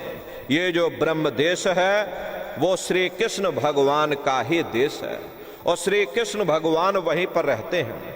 ये बाहर की जन्माष्टमी नहीं है। जो आप लोग यहाँ पर मनाते हो ये तो आप नकल करते हो। महात्माओं ने कहा था भाई सही मायने में तुम जन्माष्टमी कब मनाओगे? जब तुम्हारी ये जीवात्मा 5 तत्व जल पृथ्वी अग्नि वायु आकाश और 3 गुण रजोगुण तमोगुण सतोगुण 5 तत्व और 3 गुणों से परे हो करके और ब्रह्म देश में पहुंच करके जब कृष्ण भगवान का साक्षात्कार कर लोगे, उनका दर्शन कर लोगे, तब सही मायने में जन्म अष्टमी मनाई जाएगी। वहां कृष्ण भगवान का दर्शन करने के बाद फिर तुम्हारी ये जीवात्मा तीसरे मंडल के शब्द को पकड़कर और तीसरे मंडल की चढ़ाई करेगी। आगे पहुंची सुन झंकार ररंकार धुन सुनी पुकार, आगे श्वेत शून्य है भाई मान सरोवर पैठ नहाई। उसी के ऊपर तीसरा देश आता है जिसे महात्माओं ने सुन्न देश कहा, उसी को रारंग देश कहा जाता, उसी को अक्षर और नेति कहा जाता। वहां के जो मालिक हैं वो रारंग पुरुष यानी कि पर ब्रह्म पुरुष हैं। वहां किंगरी और सारंगी 2 धुनें उस लोक में गूंजती रहती हैं और पर ब्रह्म पुरुष का जो स्वरूप है वो पूर्णमासी के चंद्रमा के समान बड़ा ही मनमोहक स्वरूप है। इसी स्थान पर प्रेमी भाई बहनों एक बहुत बड़ा अमृत का सरोवर बना है जिसे महात्माओं ने मान सरोवर कहा। जब तुम्हारी ये जीवात्मा उस मान सरोवर में जाकर स्नान कर लेगी तो जन्म जन्मांतरों के तुम्हारे मैले पाप कर्म साफ हो जाएंगे। अरे यहाँ के पानी से तुम्हारे कर्मों की सफाई नहीं होने वाली। ये बाहर का पानी तुम्हारे शरीर के मैल को धो सकता, लेकिन जो पापों का मैल है, जो अंतःकरण में ये जो कर्मों की गंदगी आपने जमा कर रखी है, वो जब साफ होगी जब आप तीसरे मंडल पर पहुंच करके उस गंगा में डुबकी लगाओगे। उसमें स्नान करने के बाद तुम्हारी ये जीवात्मा हंस रूप हो जाएगी। हंसन मिले हंसा हो जाए, मिले जो अमी आहारा है। जीवात्मा का खुद का प्रकाश उस अमृत के सरोवर में स्नान करने के बाद 16 सूर्य के बराबर हो जाता। तब फिर यही जीवात्मा चौथे मंडल के शब्द को पकड़ करके चौथे मंडल की चढ़ाई करती है। 2 पर्वत के संग निहारो भंवर गुफा ते संत पुकारो। 2 पर्वतों को पार करने के बाद वो बड़ा सुंदर देश आएगा जिसे महात्माओं ने भंवर गुफा कहा। वहां के जो मालिक हैं वो सोहंग पुरुष हैं, मां नहीं है। हापे अंग की मात्रा सोहंग पुरुष। वहां बंशी यानी मुरली की मधुर ध्वनियां सदा उस लोक में उच्चारण होती रहती है। और सोहंग पुरुष का जो स्वरूप है वो दोपहर के सूर्य के समान महाप्रकाशवान स्वरूप है। स्वरूप में अंतर है। पहले स्थान पर निरंजन भगवान का जो स्वरूप है वो ज्योतिष स्वरूप है। दूसरे स्थान पर ब्रह्म का जो स्वरूप है वो सुबह के लाल सूर्य के समान है। तीसरे स्थान पर पार ब्रह्म का जो स्वरूप है वो पूर्णमासी के चंद्रमा के समान है। चौथे स्थान पर सोहंग पुरुष का जो स्वरूप है वो दोपहर के सूर्य के समान महाप्रकाशवान स्वरूप है। वहां के धनी का दर्शन करने के बाद ताके परे धाम सतनामा और बीन बजे सतलोक ठिकाना। सोहंग देश के ऊपर वो 5वां देश आता है जिसे महात्माओं ने सचखंड देश कहा। वो सचखंड देश अजर अमर अविनाशी सदा एक रस रहने वाला देश है। वहां न काल है, न कर्म है, न दुख है, न संताप है, न पुण्य है, न पाप है। जो जीवात्माएं वहां पर पहुंच जाती हमेशा के लिए जन्म मरण के बंधनों से आजाद हो जाती। वहां के जो मालिक हैं वो सत्पुरुष भगवान हैं जिनके रोम रोम में खरबों खरब सूरज चांद सितारे प्रकाशवान। वही हमारे आपके सच्चे मालिक हैं, वही हमारे आपके सच्चे पिता हैं।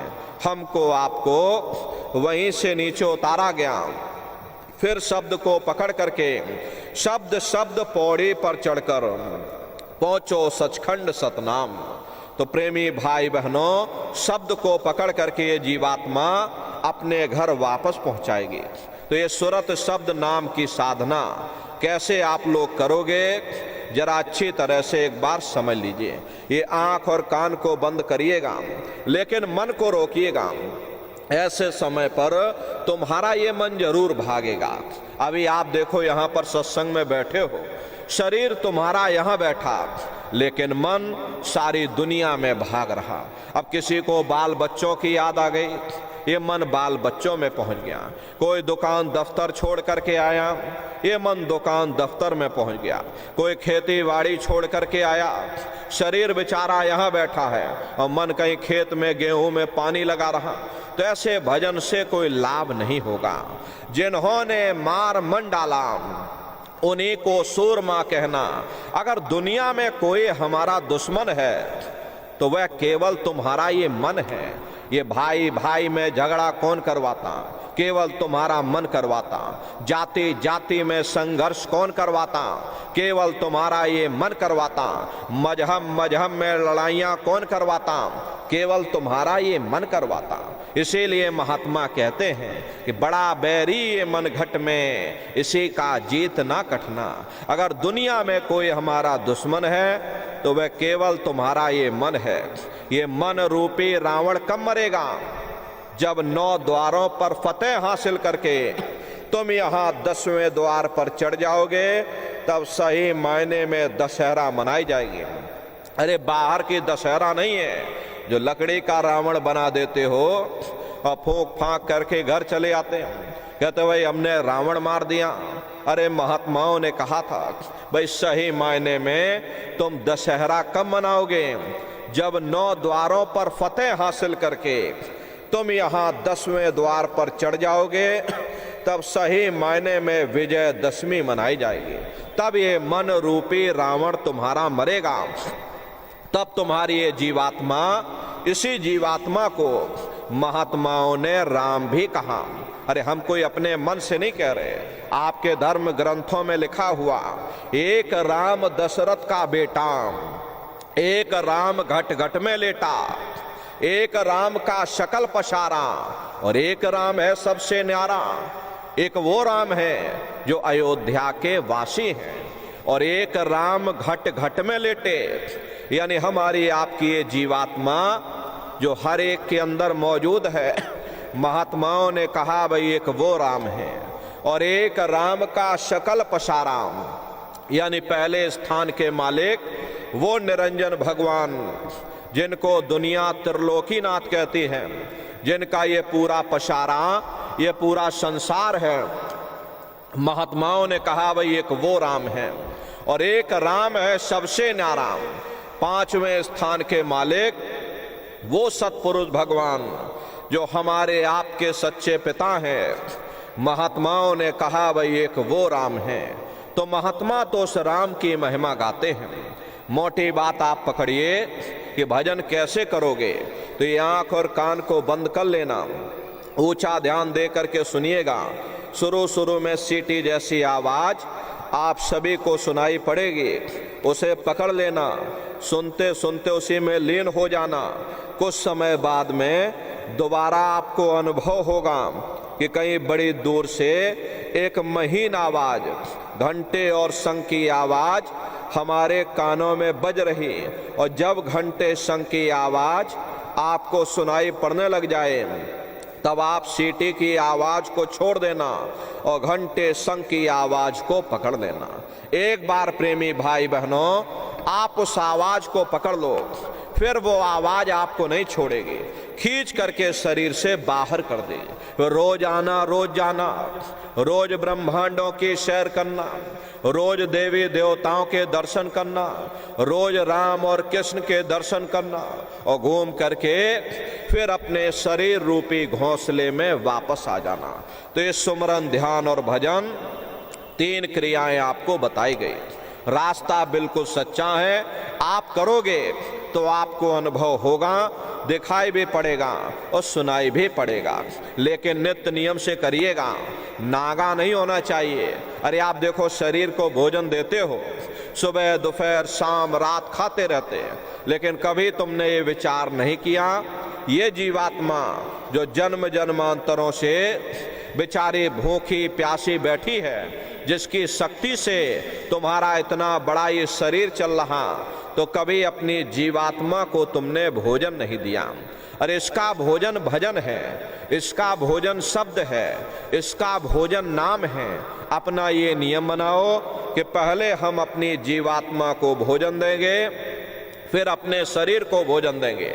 अगर ये नियम तुम्हारा बन गया तो तुम्हारा लोक भी बन जाएगा और परलोक भी बन जाएगा। प्रेमी भाई बहनों, उस मालिक को पाने के लिए तुम्हें घर बार छोड़ने की जरूरत नहीं है, तुम्हें समाज छोड़ने की जरूरत नहीं है, तुम्हें जात बिरादरी बदलने की जरूरत नहीं है। ये जात पात के रगड़े झगड़े ये तुम्हारे अपने नहीं हैं, ये सिर्फ तुम्हारे मन की खुराफात हैं। अरे आप सभी लोग बुद्धिमान हो, अपनी अपनी बुद्धि से आप सभी लोग विचार करिएगा। जब गुरु नानक साहब नहीं आए थे तब कोई सिख नहीं था, जब मोहम्मद साहब नहीं आए थे तब कोई मुसलमान नहीं था, जब ईसा मसीह साहब नहीं आए थे तब कोई ईसाई नहीं था। और पीछे लौटते चले जाओ तो केवल मनुष्य ही मनुष्य रह जाते। ये रगड़े झगड़े किसने पैदा किए? ये हमने आपने पैदा किए।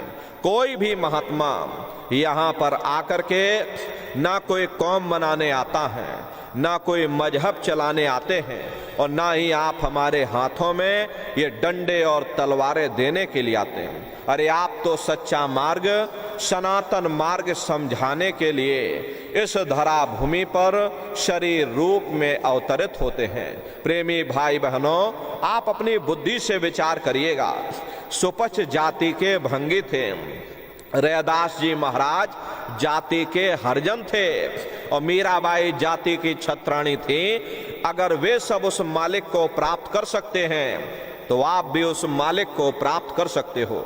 जाति पाति पूछे नहीं कोई, हरि का भजे सो हरि का हुई।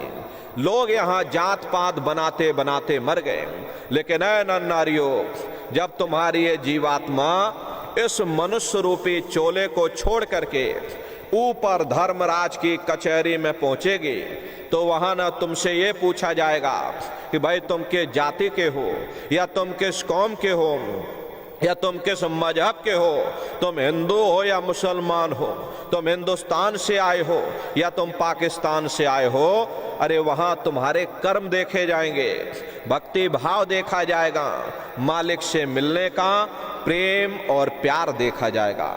इसीलिए महात्मा समझाते हैं कि भाई मालिक को पाने के लिए तुम्हें जात बिरादरी बदलने की जरूरत नहीं है, तुम्हें समाज छोड़ने की जरूरत नहीं है, तुम्हें घर परिवार छोड़ने की जरूरत नहीं है, तुम्हें बाल बच्चे छोड़ने की जरूरत नहीं है, तुम्हें जंगलों पहाड़ों में भटकने की जरूरत नहीं है, तुम्हें साधु सन्यासी और बाबा बनने की जरूरत नहीं। अरे भाई तुम अपने अपने घर परिवार में रहो, अपने अपने बाल बच्चों के साथ रहो, अपने अपने समाज में रहो, समाज की रीत नीत के अनुसार रहो, मेहनत और ईमानदारी से काम करो और 24 घंटे में घंटा 2 घंटा अपनी जीवात्मा के कल्याण के लिए सुरत शब्द नाम की कमाई यानी सुमरन ध्यान और भजन करिएगा।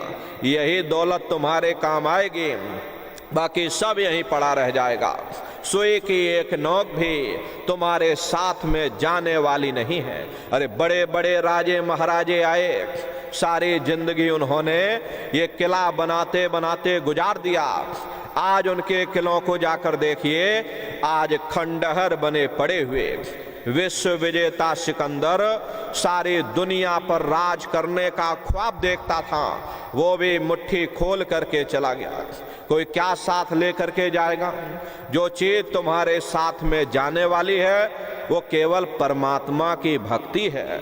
इसलिए प्रेमी भाई बहनों, वो दौलत कमा लो जो अंत समय में तुम्हारे काम आवे, वरना ये समय तुम्हारा निकलता जा रहा। ये श्वासों की पूंजी ये दिन प्रतिदिन कम होती जा रही। एक समय ऐसा आएगा ये बुलबुला तुम्हारा फूट जाएगा, फिर ना जाने ये मनुष्य शरीर तुमको मिले ना मिले। अरे भटकते रह जाओगे युगों युगों के लिए उन नरकों और चौरासियों में। इसलिए प्रेमी भाई बहनों, अहो भाग्य है आपका, आपको ये मनुष्य शरीर मिल गया। इस मनुष्य रूपी मंदिर में बैठ करके वो आत्मधन कमा लो, वो रूहानी खजाना कमा लो, जिससे तुम्हारी जीवात्मा का कल्याण हो जावे। तो सुमरन, ध्यान और भजन नित्य नियम से आप लोग करिएगा।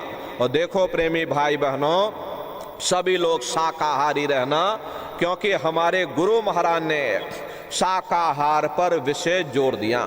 गुरु महाराज हमारे कहते थे, ए बच्चे बच्चियों, तुम लोग शाकाहारी रहना, शाकाहार का प्रचार करते रहना, इसी से देश और दुनिया में भारी परिवर्तन होगा। प्रेमी भाई बहनों, परिवर्तन कोई कानून बनाने से नहीं होता, परिवर्तन कोई आंदोलन करने से नहीं होता, परिवर्तन कोई तोड़फोड़ करने से नहीं होता। परिवर्तन तब होता है जब लोगों के विचार बदलते हैं, लोगों की भावनाएं बदलती हैं। और विचार जब बदलेंगे जब लोगों का खान पान शुद्ध होगा। देसी कहावत है, भाई जैसा खाए अन्न वैसा होए मन। जब इंसान पशुव्रती भोजन करेगा तो उसकी बुद्धि स्वतः ही पशुओं जैसे हो जाएगी, सोच विचार उसका चिंतन स्वतः ही पशुओं जैसा हो जाएगा। फिर ये शराब के नशे में माँ बहन बेटे की पहचान खत्म हो जाए। उस शराब को पी करके यह कैसे पता चलेगा कि क्या अच्छा और क्या बुरा है? यही कारण है कि आज घर समाज में ये दुनिया भर के अत्याचार और दुनिया भर के व्यभिचार फैले हुए। अरे हम लोग देखो मंदिर बनवाते हैं, उन मंदिरों में नहा धो करके जाते हैं, कहते भाई परमात्मा के रहने की जगह है, हमको नहा धो करके जाना चाहिए, फूल अगरबत्ती ले जाना चाहिए। कोई उन मंदिरों में कूड़ा कचरा नहीं डालता। अगर कूड़ा कचरा डालोगे तो आपस में लाठियां चल जाएंगी। फिर ये जो हरि मंदिर है, ये पंच भौतिक शरीर जिसे महात्माओं ने हरि मंदिर कहा, इसमें तुम हाड़ मांस के लोथड़े डालते हो, इसमें तुम शराब के कतरे डालते हो। अपने बनाए हुए मंदिर की तुम कद्र करोगे और परमात्मा के बनाए हुए इस हरि मंदिर को तुमने जीते जी कब्रिस्तान बना दिया तो सख्त सजा मिलेगी। अरे महात्माओं ने लिखा है कि तिल भर मच्छी खाए के और कोट गऊ दे दान और काशी करवट जामरे निश्चय नरक निदान। यदि तिल भर भी मच्छी खा करके फिर चाहे कोटान कोट गऊओं का तुम दान करो और काशी में जा करके और मत्था रगड़ते रगड़ते अपनी पूरी जिंदगी वहां पर गुजार दो, फिर भी तुमको तुम्हारे गुनाहों की सजा मिलेगी, कोई बच नहीं सकता। क्योंकि ये कर्म भूमि है, यहाँ तुम जैसे कर्म करोगे वैसा फल तुमको मिलेगा। देखिए इस कर्म भूमि पर कृष्ण भगवान तक नहीं बच पाए। उस समय बाली को छिप करके बाण मारा, वही बाली कृष्ण अवतार में बहेलिया बन करके आ गया और कृष्ण भगवान के पैरों में पद्म चमकता था। हिरण की आंख समझ करके और बहेलिये ने निशाना मार दिया और जब पास में आकर के देखा तो देखा कृष्ण भगवान थे। अफसोस करने लगे, लेकिन कृष्ण भगवान ने उसको समझाया कि भाई इसमें तुम्हारा कोई दोष नहीं, उस समय हमने तुमको मारा, आज तुमने हमको मार दिया, हमारा तुम्हारा अदला बदला पूरा हो गया। कर्म प्रधान विश्व रच राखा और जो जस करे सो तस फल चाखा। ये कर्मों का ऐसा देश है, यहाँ तुम जैसे बीज बोगे वैसे ही फसल काटोगे। इसलिए प्रेमी भाई बहनों, आपसे हमारी प्रार्थना है कि आप लोग शाकाहारी रहिएगा। कोई ऐसा नशा मत करना जिससे बुद्धि तुम्हारी पागल हो जाए और घर में माँ बहन बेटे की पहचान खो दो। अरे आप अपने आप को कट्टर हिंदू मानते हो, अरे भाई हम कट्टर हिंदू हैं, हमसे बड़ा सनातनी दुनिया में कोई नहीं, हम राम को मानने वाले, हम कृष्ण को मानने वाले हैं। अरे भाई आप राम को मानते हो और आप कृष्ण को मानते हो तो उनके आदर्शों पर भी चलना सीखो। राम ने कभी नहीं कहा कि तुम मांस खाओ, या कृष्ण ने कभी नहीं कहा कि तुम शराब पियो। जितने देवी देवता अवतार हुए सभी यही कह करके गए कि अहिंसा परमो धर्मा। अगर हमने किसी को बनाया नहीं तो मिटाने का अधिकार हमारे पास नहीं। अरे आप इंसान हो, इंसान का काम है दया करने का, दया धर्म का मूल है। इसलिए आप जीवों पर रहम करो, रूहों पर रहम करो और सभी लोग शाकाहारी रहना। शाकाहार का प्रचार अपने अपने क्षेत्रों में बराबर आप लोग करते रहिएगा। हरे प्रेमी भाई बहनों, सतयुग कैसे आएगा, राम राज कैसे आएगा? राम राज कोई नारा लगाने से नहीं आएगा, राम राज कोई भाषण देने से नहीं आएगा। राम राज जब आएगा जब आप लोग धर्म का प्रचार करोगे। वरना प्रेमी भाई बहनों, जब तक लोगों के अंदर विचारों में परिवर्तन नहीं होगा, राम राज की कल्पना हम नहीं कर सकते। अरे राम के समय में भी रावण जैसे असुर होते थे, कृष्ण के समय में भी कंस जैसे असुर होते थे। अरे तब भी लड़ाइयां होती थी, तब भी झगड़े होते थे। राम राज का मतलब है अच्छे विचारों का आना। और अच्छे विचार कब आएंगे? जब हर इंसान मानव धर्म का पालन करेगा। और मानव धर्म क्या कहता है? सत्य, दया, अहिंसा, प्रेम और करुणा, यही मानव धर्म का आधार है। जब मानव के अंदर मानवता आ जाएगी, मानव के अंदर दया आ जाएगी, मानव के अंदर करुणा आ जाएगी, ये मानव दूसरों की पीड़ा को जब अपनी पीड़ा समझने लगेगा। हरे प्रेमी भाई बहनों, जब मानव के अंदर मानवता आ जाएगी तो सही मायने में देश में फिर से राम राज आ जाएगा। इसलिए प्रेमी भाई बहनों, राम राज को यदि लाना है तो मानव धर्म अपनाना है। पहले मानव धर्म को अपनाना पड़ेगा।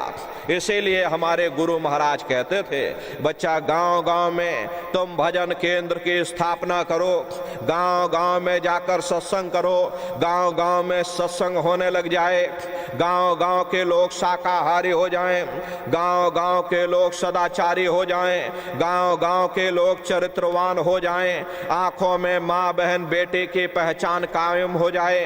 तो जब हमारा ये गांव बदल जाएगा तो पूरा समाज बदल जाएगा।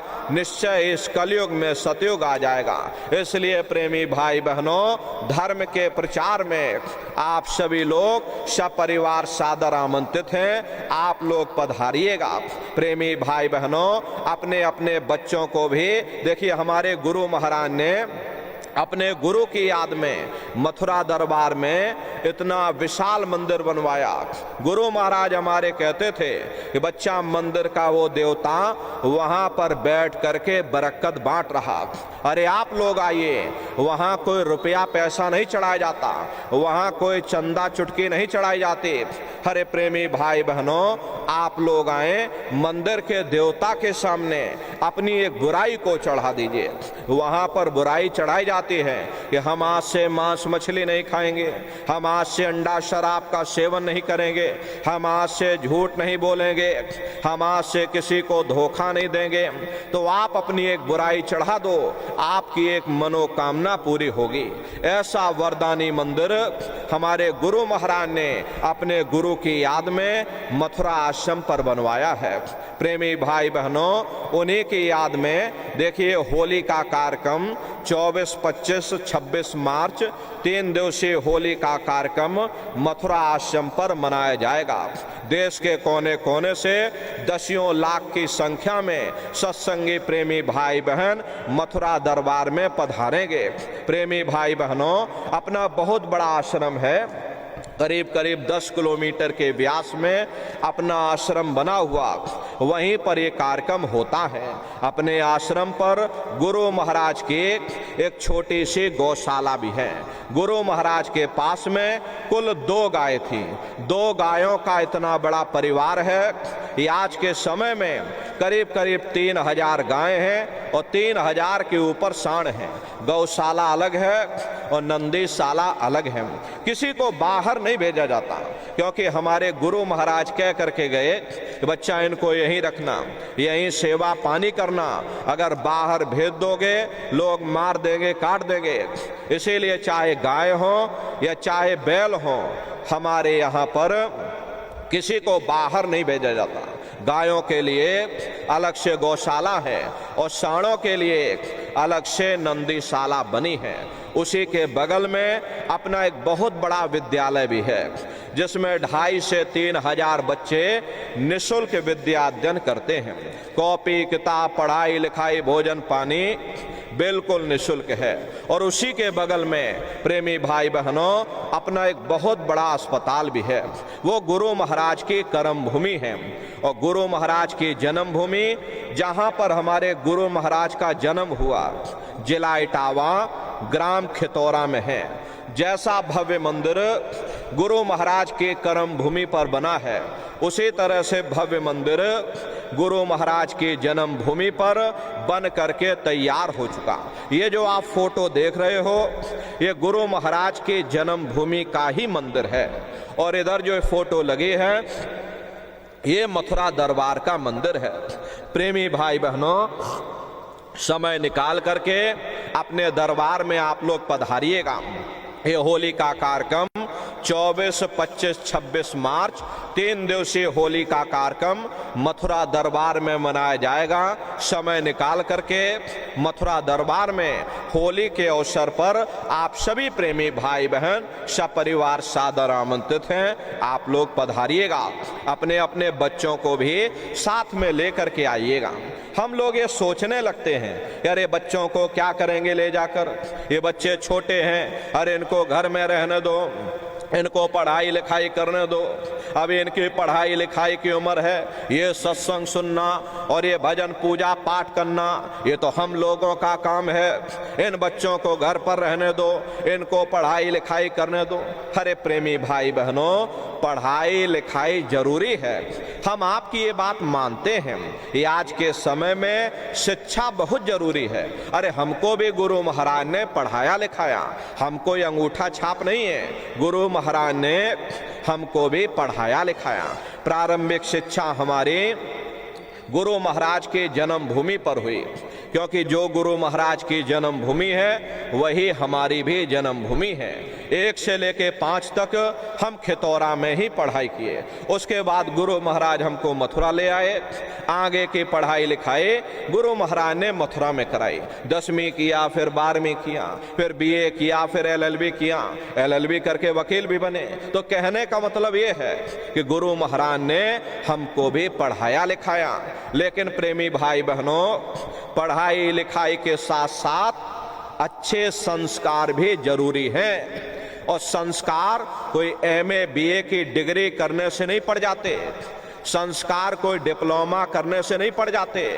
अगर MA BA की डिग्री कर लेने से ही बच्चों के अंदर संस्कार पड़ गए होते तो हिंदुस्तान में इतने वृद्धाश्रम न खोले जाते। अरे संस्कार पढ़ेंगे महात्माओं के वचनों से, संस्कार पढ़ेंगे सत्संग के माध्यम से। ये बच्चे देश के भविष्य हैं, इन बच्चों के अंदर अच्छे संस्कार डालना ये समय की बहुत बड़ी मांग है। अरे आज के समय में बच्चों के अंदर संस्कारों की कमी देखी जा रही, वरना पहले के समय में अकेले माँ बाप अपने 4-4 बच्चों को पाल लेते थे। लेकिन आज के समय में वही 4-4 बच्चे, वही MA BA और डिग्री और डिप्लोमा किए हुए बच्चे अपने माँ बाप को रोटी नहीं खिला पा रहे। शादी हो जाती है, घर परिवार बांट करके रख दिया, जमीन जायदाद बांट करके रख दी, चूल्हा चौका बांट करके रख दिया, यहाँ तक कि बेचारे बूढ़े माँ बाप को भी बांट करके रख दिया। 10 दिन तुम हमारे घर में छोड़ दो और 10 दिन बाद तुम अपने घर ले जाना रोटी खिलाना। ये सब क्या है? ये संस्कारों की कमी है माताओं बहनों। ये बच्चे तुम्हारी धरोहर है, ये बच्चे तुम्हारे जीवन की पूंजी हैं। अरे अपनी पूंजी को संभाल करके रखिएगा।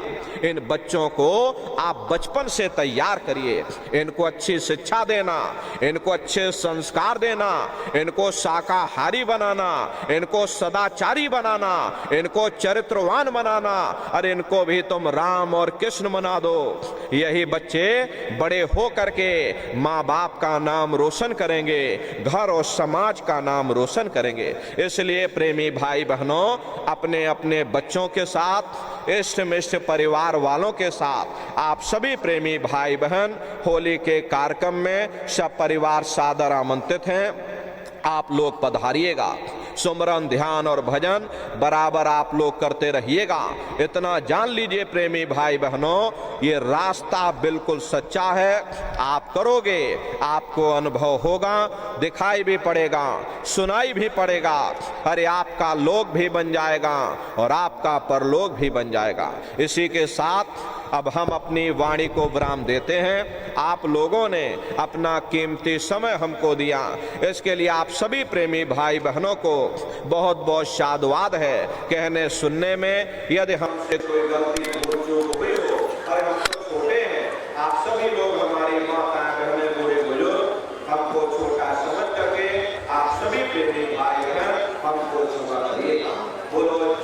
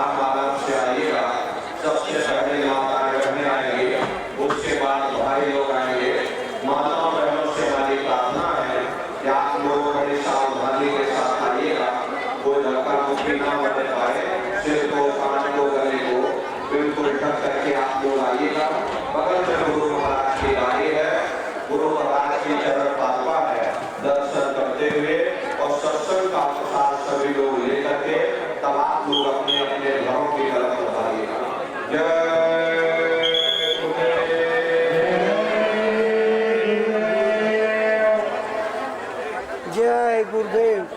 प्रेमी भाई बहनों, अब पूज्य महाराज जी आप सबसे मिलने के लिए मंच के नीचे आ रहे हैं। भाई लोग थोड़ा धीरज रखेंगे, पहले बहन माताओं को मिलने का अवसर दे देंगे। बहन माताएं अपने थोड़ा दाहिने खिसकते हुए आइए, ये यहाँ बैनर गुरु महाराज के मथुरा मंदिर का लगा है, यहाँ पे रास्ता खुला हुआ है। आप जब दर्शन करने के लिए आइए तो अपने कपड़े से, साड़ी या दुपट्टे से अपने सिर को